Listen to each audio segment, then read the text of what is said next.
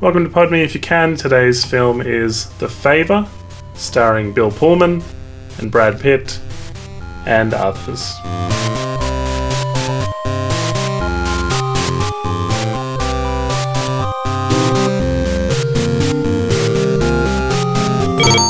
Pardon me if you can. Movie reviews.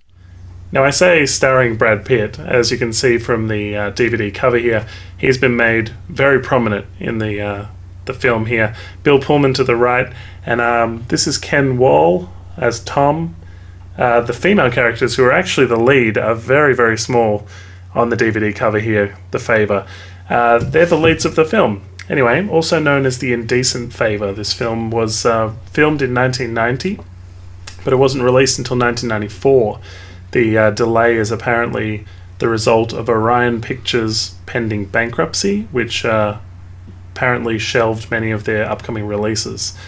Now, the film stars Harley Jane Kozak, who is best known for playing Rick Moranis' wife, Susan, in Parenthood, but she and Elizabeth McGovern, who people might know from Downton Abbey or our review of Racing with the Moon, also on this YouTube channel.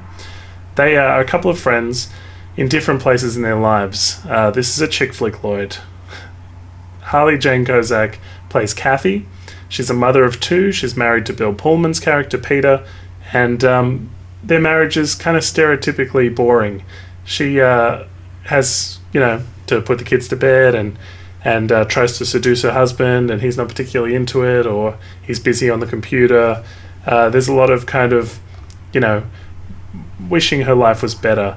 She wonders about her high school boyfriend, who's the Tom character, and whether or not it would have been better with him. This is one of those what if the grass is greener situations, In her words, she fantasizes every single day about him. She never slept with a high school boyfriend, so that's kind of where the mystery lies. She doesn't know what she was missing out on.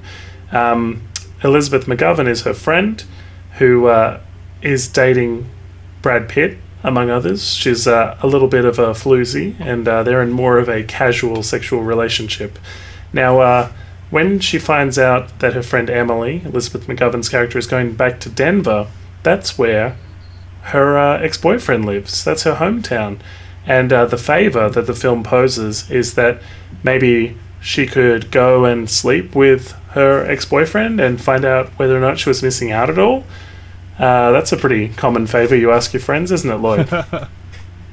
Maybe if she reports back that he's terrible or something, then she can stop fantasizing about him and just be happy with Bill Pullman. Because she gets around, this isn't a favour that's outside of her established skill set, so why not, sort of thing. So anyway, she says she will do it reluctantly, and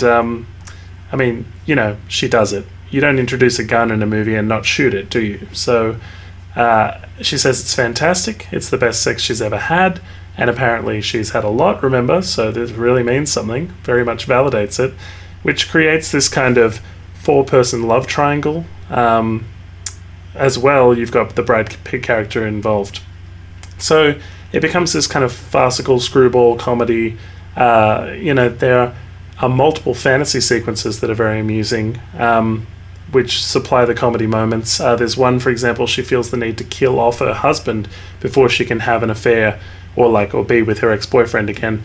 So it has to all happen very naturally. He falls over down some stairs, but you don't know this is a fantasy until the funeral, when she climbs onto the coffin to make out with her ex-boyfriend.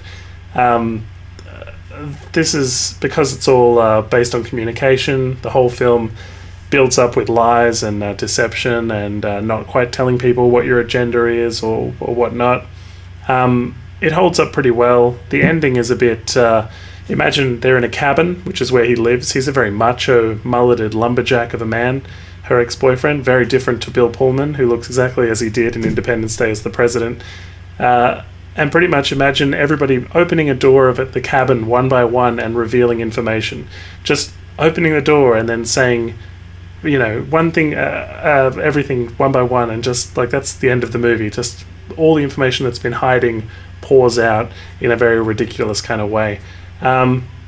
The director of this has gone on to make Miss Congeniality, How to Lose a Guy in 10 Days, and the DVD was released after How to Lose a Guy in 10 Days because on the box it says from the director of How to Lose a Guy in 10 Days, which is also why Brad Pitt is so prominent, because when they re-released this, they said, who's the most famous person in this film?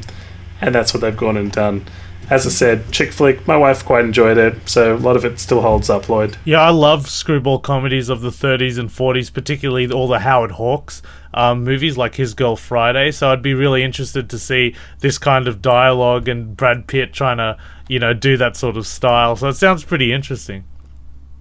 Yeah, look, if you don't mind the ex who resembles Billy Ray Cyrus circa Achy Breaky Heart, and if you like seeing Brad Pitt without a shirt on, being a painter, he does a lot of paintings shirtless because clothes get in the way of art, man. So, look, it's a bit of fun. It's kind of holds up over time, so I can't fault this one too much. It's pretty good stuff. You can find more from us at podmeifyoucan.com or on this YouTube channel. Thanks for watching. If you like what you see, please hit the subscribe button. Like us on Facebook and follow us on Twitter. Check out our podcast at www.podmeifyoucan.com.